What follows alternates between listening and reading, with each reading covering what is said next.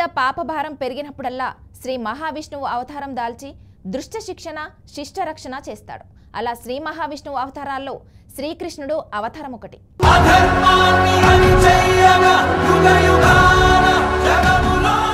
ద్వారపర యుగంలో దేవకినందుల శ్రావణ మాసం కృష్ణపక్షం అష్టమి తిథి రోజున జన్మించాడు. అందుకనే ప్రతి ఏడాది ఈ రోజున కన్నయ్య భక్తులు కృష్ణాష్టమి పండుగను జరుపుకుంటారు.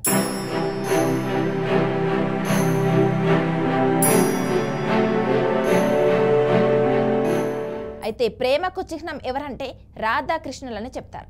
మన దేశంలో రాధాకృష్ణ దేవాలయాలు చాలా ఉన్నాయి. అయితే కొన్ని మాత్రం ప్రత్యేకతని సంతరించుకున్నాయి. మన దేశంలో సందర్శించాల్సిన 7 రాధాకృష్ణ దేవాలయాల గురించి ఇప్పుడు తెలుసుకుందాం.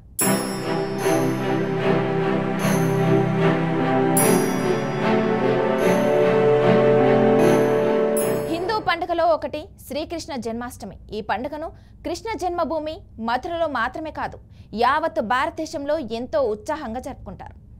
ఈ పండుగ సందర్భంగా దేశవ్యాప్తంగా ఉన్న శ్రీకృష్ణ దేవాలయాలతో పాటు వైష్ణవ క్షేత్రాల్లో కూడా జరుపుకుంటారు.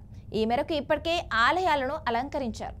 అయితే కృష్ణాష్టమి పండుగ రోజున మాత్రమే కాదు, కన్నయ్య భక్తులు తప్పనిసరిగా తమ జీవితంలో ఒక్కసారైనా సందర్శించాల్సిన రాధాకృష్ణ దేవాలయాలను గురించి ఇప్పుడు తెలుసుకుందాం.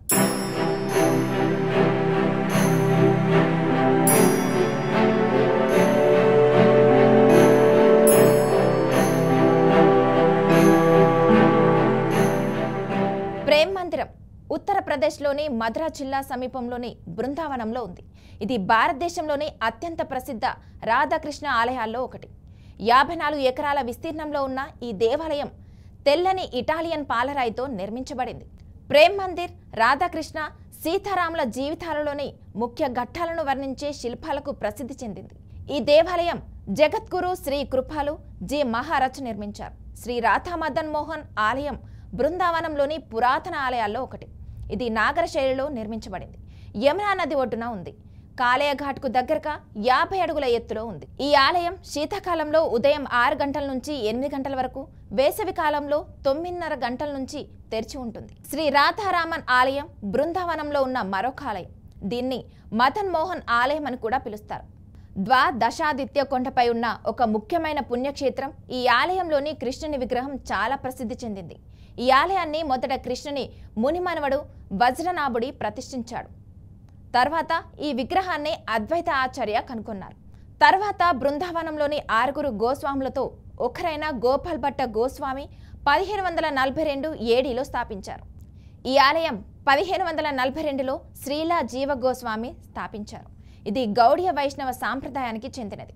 ఈ ఆలయంలో గర్భగుడిలో శ్రీ రాధా దామోదరుని పూజిస్తారు. ఆలయ ప్రాంగణంలో రాధాకృష్ణులతో పాటు ఇతర దేవతామూర్తుల విగ్రహాలు కూడా ఉన్నాయి. శ్రీ శ్రీ రాధా రసబిహారీ ఆలయం ముంబైలోని జూహులో ఉన్న ఒక అద్భుతమైన పాలరాయి ఆలయ సముదాయం. తెలుపు ఎరుపు పాలరాయితో అందంగా కనిపిస్తుంది.